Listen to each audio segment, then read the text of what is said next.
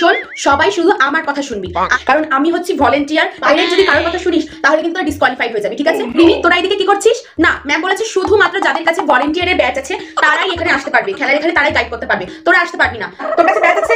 তোর কাছে ব্যাচ নেই, তাহলে তুইও ধরবি না। প্রিয়া, তুই ধর। হ্যাঁ, তুই ওই কোনা দড়িটা ধর, আমি এই কোনা দড়িটা ধরছি। ম্যাম নিজে বলেছে ম্যামের পরে সব দায়িত্ব হচ্ছে আমার, মানে আর কি আমাদের ভলেন্টিয়ারদের, ঠিক আছে? এই যে বিস্কুট দৌড়টা যে হবে, বিস্কুটটা কিন্তু একদম এরকম করে ধরতে হবে। হ্যাঁ, এরকম করে। হ্যাঁ, ঠিক আছে, হাত দিয়ে কিন্তু ধরে খাওয়া যাবে না। হপিং যে রেসটা হবে সেটাতে কিন্তু এমন এমন করে লাফিয়ে লাফিয়ে দিতে হবে, এরকম করে কিন্তু হবে না। সবাই বুঝতে পেরেছিস? ম্যাম সবাই এখানে রেডি হয়ে গেছে। তুমি সরো ওখান থেকে। আমি সরছি। এই শোন, আমরা যে ভলেন্টিয়ারি করছি সারা সকাল থেকে কষ্ট করে, আমাদের এক্সট্রা কিছু টিফিন দেবে না? আমাদের তো দুটো করে প্যাকেট দিতে পারে, বল? যাদের কাছে টিফিনের টোকেন আছে তারা টোকেন নিয়েই যাবে, একবারই টিফিন দেওয়া হবে, কেউ দুবার করে যাবে না। একটা টোকেন নিয়েই যাবে। মিউজিক্যাল চেয়ার খেলা হবে, এই আমাদের হবে রে। এই তাহলে জামাল গুদু গানটা একটু চালাতে পারবি? এটা বিশাল ট্রেন্ডে চলছে। আমরা তো ভলেন্টিয়ার, বল, আমাদের জন্য তো এইটুকু আমরা করতেই পারি। এই ভলেন্টিয়ার্সটা কই গেলে? মেডেল নিয়ে এসো।